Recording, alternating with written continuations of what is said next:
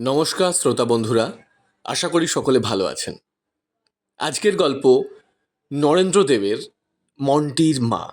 মন্টির বয়স যখন 4-5 বছর, সেই সময় মন্টির মা মারা গেলেন।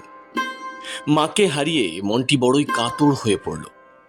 তাকে সবাই বোঝাতে লাগলো যে তার মা মামার বাড়ি বেড়াতে গেছে, শিগগিরই ফিরে আসবে। মন্টি কিন্তু কারোর কথাই শোনে না, কেবলই বলে, মার কাছে যাব।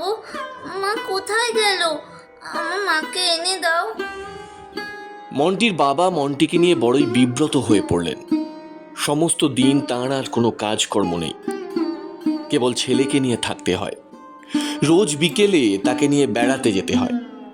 কোনোদিন বায়োস্কোপ দেখাতে নিয়ে যান, কোনোদিন গড়ের মাঠে ফুটবল খেলা দেখাতে নিয়ে যান, কোনোদিন আলিপুরে চিড়িয়াখানা দেখাতে নিয়ে যান, কোনোদিন বা মিউজিয়াম ঘুরিয়ে নিয়ে আসেন। এমন করে দিনগুলো একে একে কাটতে লাগলো বটে, কিন্তু রাত্রি আর কাটতে চায় না। রাত্রে বাপের কোলের কাছটিতে ঘেঁষে শুয়ে বাপের গলা জড়িয়ে ধরে মন্টি যতক্ষণ না ঘুমোবে ততক্ষণ কেবলই তার মায়ের কথা কয়। হ্যাঁ বাবা, মা কবে মামার বাড়ি থেকে আসবে? চলো না বাবা, তুমি আমি দুজনে মামার বাড়িতে গিয়ে মাকে নিয়ে আসি। মার জন্য যে আমার বড় মন কেমন করছে। এমনি করে প্রতিদিন মন্টি যখন তার মার কথায় তার বাবাকে ব্যতিব্যস্ত করে তুলত, মন্টির মার জন্য মন্টির বাবারও প্রাণটা কেঁদে উঠত। চুপি চুপি পাশ দিয়ে কোঁচার কাপড়ে চোখের জল মুছে মন্টির বাবা বলতেন, তুমি এখন ঘুমো, কাল তোমাতে আমাতে গিয়ে তাকে ধরে নিয়ে আসবো।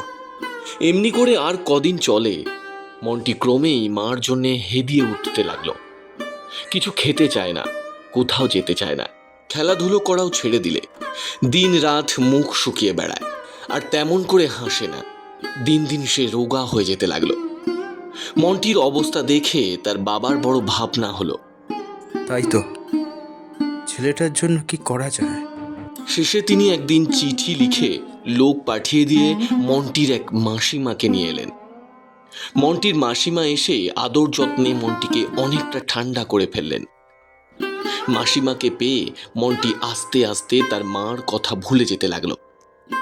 ক্রমে মাসিমাই মন্টির কাছে সর্বস্ব হয়ে উঠল। যেসব স্নেহের দাবি দেওয়া অত্যাচার সে তার মার উপর করত, সেই সব আবদার এখন মাসিমাকেই শুনতে হয়। মন্টির বাবা যখন দেখলেন যে ছেলে তার মাসিমাকে পেয়ে মায়ের অভাব তো ভুলছেই, এমনকি বাপকে শুদ্ধ আর চায় না, তখন তিনি আবার নিজের কাজকর্মে মন দিলেন। এমনি করে আরও 3-4 মাস কেটে গেল। কিন্তু মাসি তো তার বাড়ি ছেড়ে চিরকাল মন্টিদের ওখানে থাকতে পারবেন না। তাকে এইবার চলে যেতে হবে। তিনি মন্টির বাবাকে ডেকে বললেন, দেখো, আমার তো আর থাকবার সময় নেই। অনেক দিন হলো এসেছি, এইবার আমায় ফিরতেই হবে। কিন্তু মন্টির সম্বন্ধে কি করা যায় বলো তো? ও তো আমায় একদণ্ডও ছাড়তে চায় না। তা আমি কি ওকে সঙ্গে করে নিয়ে যাব? মন্টির বাবা বললেন, তাহলে আমি এই বাড়িতে এক দণ্ড থাকতে পারবো না। মন্টি চলে গেলে আমি বাঁচবো না। মন্টির মাসি হেসে বললেন, তাহলে ছেলেকে একটি তার মনের মতো মা এনে দাও, তাহলেই সে বেশ থাকবে। মন্টির বাবা বললেন, সে এখন আমি কোথায় পাবো? তার চেয়ে মন্টি দিদিমাকে দেশ থেকে আনতে পাঠাই না কেন? তিনি তো একলাটি সেই পাড়াগাঁয়ের মধ্যে পড়ে আছে। তাকে নিয়ে আসি, তো এখানে থাকবেন আর তার নাতিকে দেখবেন, শুনবেন। মন্টির মাসি ঘাড় নেড়ে বললেন, তিনি আর এ বাড়িতে ঢুকবেন না। যে বাড়িতে তার মেয়ে মারা গেছে সে বাড়ি তিনি আর মারাবেন না। তাছাড়া তার দেশের বাড়িতে এমন কেউ নেই যে সন্ধ্যের সময় তুলসীতলায় একটা প্রদীপ জ্বেলে দেবে। তিনি সে ভিটে ছেড়ে আর কোথাও নড়বেন না। মন্টির বাবা বললেন, তবেই তো মুশকিল। তাহলে এখন উপায় কি? মন্টির মাসি বললেন, একমাত্র এর সহজ উপায় হচ্ছে যে তুমি আবার একটি বিয়ে করে নতুন বউ নিয়ে এসো। সে এসে মন্টির মা হবে। মন্টির বাবা বললেন, তুমি আর কিছুদিন থাকো, আমি ভেবে দেখি। মন্টির বাবা যেদিন আবার একটি বিয়ে করে নিয়ে এলেন, মন্টির মাসি তার কাছে মন্টিকে নিয়ে গিয়ে বললেন, বউ, এই তোমার ছেলে, একে মানুষ করবার ভার এখন তোমাকেই নিতে হবে। মন্টিকে বললেন, মন্টি, এই তোমার নতুন মা, খুব লক্ষ্মী ছেলের মতো এর কাছে থাকবে। ইনি তোমায় খুব আদর যত্ন করবেন, খুব ভালোবাসবেন। মন্টি তার নতুন মার মুখের দিকে অনেকক্ষণ ফ্যাল ফ্যাল করে চেয়ে রইল। নতুন মা হেসে হাত নেড়ে তাকে কাছে ডাকলেন। মন্টির এই নতুন মাটিকে বেশ পছন্দ হলো। সে ছুটে গিয়ে একেবারে তার গলা জড়িয়ে ধরে জিজ্ঞাসা করলে, তুমি তুমি আমার মা? মন্টির মাসি এদের দুজনের এই সদ্ভাব দেখে বেশ খুশি হয়ে নিজের বাড়ি ফিরে গেলেন। কিন্তু কিছুদিন যেতে না যেতেই মন্টির নতুন মা মন্টিকে বড় অযত্ন করতে আরম্ভ করলেন। মন্টি একটু কিছু দুষ্টুমি করলেই তিনি মন্টিকে ধরে খুব মারধর করতেন। মন্টির বাবা কাজকর্ম থেকে ফিরে এলেই মন্টি তাঁর কাছে গিয়ে কাঁদতে কাঁদতে বলে দিত। মন্টির বাবা প্রথম প্রথম মন্টির দিকে হয়ে তার নতুন মাকে খুব বকতেন এবং মারধর করতে বারণ করতেন। এতে কিন্তু আরো উল্টো ফল হতো। মন্টির বাবা বাড়ি থেকে বেরিয়ে গেলেই মন্টির নতুন মা তাকে আরো বেশি করে শাসন করতেন। পেট ভরে তাকে খেতে দিতেন না। কথায় কথায় উঠতে বসতে দাঁত খেঁচতেন। খুব মেরে ধরে ঘরের ভিতর সমস্ত দিন চাবি বন্ধ করে রেখে দিতেন। মন্টি বেচারি কেঁদে কেঁদে ঘুমিয়ে পড়ত। একদিন সে ঘুমোতে ঘুমোতে স্বপ্ন দেখলে যে তার পুরনো মা যেন এসে তাকে বলছেন, মন্টি, আয় আমার সঙ্গে, তোর মামার বাড়ি গিয়ে থাকবি, এখানে আর থাকিস নি।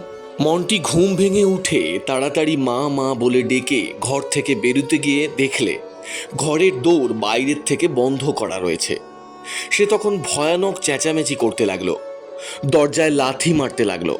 তার নতুন মা তার এই কাণ্ড দেখে ভয়ানক রেগে এসে দরজা খুলে তাকে টেনে বার করে মারতে মারতে বাড়ি থেকে তাড়িয়ে দিলেন।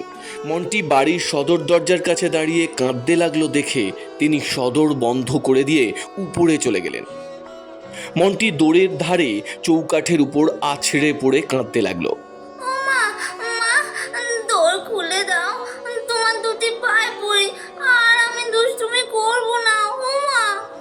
কিন্তু কেউ তাকে দরজা খুলে দিলে না। তখন ঠিক দুপুরবেলা, রাস্তায় লোকজন কেউ চলছিল না। বেচারি একলাটি সেইখানে পড়ে কাঁদতে কাঁদতে রাস্তার ধারেই ঘুমিয়ে পড়ল। মন্টির যখন ঘুম ভেঙে গেল, সে জেগে উঠে দেখলে যে তার পুরনো মায়ের কোলে সে শুয়ে রয়েছে। আহ্লাদে গদগদ হয়ে সে তার মার গলা জড়িয়ে বললে, মা, তুমি এসেছো? এতদিন কোথায় ছিলে? তুমি আমার লক্ষ্মী মা। নতুন মা বড় দুষ্টু, আমি তোমার কাছে থাকবো। মন্টির মা বললেন, সেই জন্যই তো তোমাকে আজ নিতে এসেছি। চলো বাবা, তুমি আমার সঙ্গে চলো। মন্টি আনন্দে নাচতে নাচতে তার মার হাত ধরে এগিয়ে চলল। মার সঙ্গে গিয়ে মন্টি ট্রামে উঠল। ট্রাম হ্যারিসন রোড দিয়ে হাওড়ার দিকে চলল। হাওড়ার পোলের সামনে ট্রাম থেকে নেমে সে তার হাত ধরে হাওড়ার পোল পার হয়ে গেল। মন্টি এর আগে কখনো হাওড়ার পোল দেখেনি। পায়ের নিচে গঙ্গার অগাধ জল, তার উপরেই প্রকাণ্ড পোল ভাসছে। পোলের উপর দিয়ে যেতে যেতে মন্টির খুব আহ্লাদ হচ্ছিল। আবার ভয়ও হতে লাগলো, যদি পা ফসকে জলে পড়ে যায় তাহলে নিশ্চয়ই ডুবে যাবে। সে মার খুব কাছে ঘেঁষে তাকে কত কথা জিজ্ঞাসা করতে করতে চলল।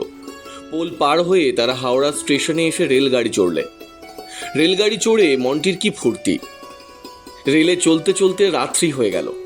মন্টির মা মন্টিকে কত কি খাবার দাবার কিনে খাওয়ালেন। খেয়ে দিয়ে সে মার কোলটিতে মাথা রেখে শুয়ে গল্প শুনতে শুনতে ঘুমিয়ে পড়ল। ভোর রাত্রে যখন মন্টির ঘুম ভাঙল, মায়ে পোয়ে তারা গরুর গাড়ি করে সুখপুর গ্রামের পথ দিয়ে চলেছে। মন্টি জিজ্ঞাসা করলে, মা, আমরা কোথায় যাচ্ছি? তার মা বললে, তোমার মামার বাড়িতে। এই জায়গাটার নাম সুখপুর। আমি তোমাকে তোমার দিদিমার কাছে নিয়ে যাচ্ছি। মন্টির এ কথা শুনে ভারী আনন্দ হলো। অনেক দিন সে দিদিমাকে দেখেনি। দিদিমা তাকে কত আদর যত্ন করবেন, কত ভালোবাসবেন। সুখপুরে সে নিশ্চয়ই সুখে থাকবে। সকালবেলা সূর্য উঠবার আগেই তাদের গরুর গাড়ি একখানি সুন্দর পরিষ্কার কুটিরের সামনে এসে দাঁড়ালো। মন্টির মা মন্টির হাত ধরে তাকে গাড়ি থেকে নামিয়ে গরুর গাড়ির গাড়োয়ানকে ভাড়া দিয়ে তাকে বিদায় করে দিলেন। তারপর মন্টিকে সেই কুটিরের বন্ধদ্বারের কাছে ছেড়ে দিয়ে বললেন, তোর দিদিমাকে ডাক, দরজা খুলে দেবে। আমি ততক্ষণ ওই পুকুর ঘাটে গিয়ে মুখ হাত পা ধুয়ে আসি। খোকার ডাকে তার দিদিমা এসে দরজা খুলে দিয়ে খোকাকে দেখে অবাক। তুই এমন সময় একলাটি এখানে কার সঙ্গে এলি? মন্টি বললে, কেন, আমি তো মার সঙ্গে এলুম। মন্টির কথা শুনে দিদিমা চমকে উঠলেন। সে কি খোকা, এ কি বলছে? তার মা যে আজ 1 বছর হতে চলল মারা গেছে। তবে ও কার সঙ্গে এলো? মনে হয় ওর বাবা আবার বিয়ে করেছে, সেই বউয়ের সঙ্গেই এসেছে। তিনি মন্টিকে কোলে তুলে নিয়ে আদর করে বললেন, ও তাই বুঝি, তোর নতুন মার সঙ্গে এসেছিস? কই, সেই মেয়ে কোথা গেল? মন্টি সজোরে ঘাড় নেড়ে বললে, না গো না, নতুন মা নয় দিদিমা, আমার মা। আমার নতুন মা বড় দুষ্টু, সে আমাকে আসতে দিত না। আমার পুরনো মা আমাকে নিয়ে এসেছে। মা আমাকে দরজা ঠেলে তোমাকে ডাকতে বলে ওই সামনের পুকুরে হাত মুখ ধুতে গেছে। মন্টির দিদিমা কথাটা শুনে আশ্চর্য হয়ে বললেন, কই, কোন পুকুরে গেল? চল তো দেখি। মন্টি মহা উৎসাহে তার দিদিমাকে নিয়ে সেই পুকুর ঘাটে গিয়ে হাজির হলো, কিন্তু সেখানে কাউকেই দেখতে পাওয়া গেল না। তখন তার দিদিমা মনে করলেন, ছেলে মানুষ মাকে হয়তো ঠিক চিনতে পারেনি, গ্রামের অন্য কোনো বৌদির সঙ্গে এসেছে হয়তো, তাই বলছে তার সঙ্গে এসেছি। তিনি বললেন, আচ্ছা চল, ঘরে চল, সে এক্ষুনি আসবে বোধহয়। দিদিমার শোবার ঘরে ঢুকে মন্টি দেখলে দেওয়ালে তার মার একখানি বাঁধানো ফটোগ্রাফ ঝুলছে। মন্টি বললে, ওই যে আমার মার ছবি রয়েছে, ওই মাই তোমায় নিয়ে এলো। মন্টির দিদিমা তার কথা শুনে অবাক। শেষে সমস্ত শুনে তিনি বললেন, আহা, মেয়েটা মরেও ছেলের মায়া ভুলতে পারেনি। ছেলেটার সেখানে কষ্ট হচ্ছে দেখে নিজের সঙ্গে করে এনে আমার কাছে দিয়ে গেল। এই ঘটনা নিয়ে গ্রামে একটা খুব হইচই পড়ে গেল। কেউ কেউ বললে ওটা আগাগোড়াই মিছে কথা। মন্টির মা আজ প্রায় 15 মাস হলো মারা গেছেন। তিনি ওকে নিয়ে আসবেন কি করে? কিন্তু মন্টির দিদিমা ব্যাপারটা ঠিক অবিশ্বাস করতে না পেরে মন্টির বাবাকে খবর দেওয়া উচিত ভেবে তাকে একখানা চিঠি পাঠিয়ে দিলেন। তার জবাব এলো যে সত্যি সেদিন মন্টিকে মেরে বাড়ি থেকে তাড়িয়ে দেওয়া হয়েছিল। সে বাড়ির দোরগোড়াতেই দাঁড়িয়ে কাঁদছিল, কিন্তু ঘণ্টাখানেক পর তাকে আর দেখতে পাওয়া যায়নি। তারপর আজ 3 দিন হলো তাকে কোথাও খুঁজে পাওয়া যাচ্ছিল না। আপনার চিঠি পেয়ে খোকার সম্বন্ধে নিশ্চিন্ত হলাম, কিন্তু মন্টির মা সম্বন্ধে যা লিখেছেন সেটা কি ঠিক? দিদিমা লিখলেন, একটি বর্ণ মিথ্যে নয়, সত্যি মন্টির মার প্রেতাত্মা তোমাদের কাছে ছেলের কষ্ট না দেখতে পেরে নিজে আমার পূর্ব রূপ ধারণ করে তাকে ওখান থেকে এখানে এনে দিয়ে গেছে। মন্টির বাবা এই চিঠি পেয়ে মন্টির নতুন মাকে বললে, এসব বাজে কথা। মানুষ মরে গেলে আর ফিরে আসে না, এসব ওই বুড়ির চালাকি। এতক্ষণ আপনারা শুনছিলেন নরেন্দ্র দেবের লেখা মন্টির মা। এরকম আরও নতুন নতুন গল্প পেতে আমাদের channel the Bong ultimate horror story subscribe করুন, যাতে সবার আগে আমাদের গল্পগুলো আপনার কাছে পৌঁছয়। ধন্যবাদ।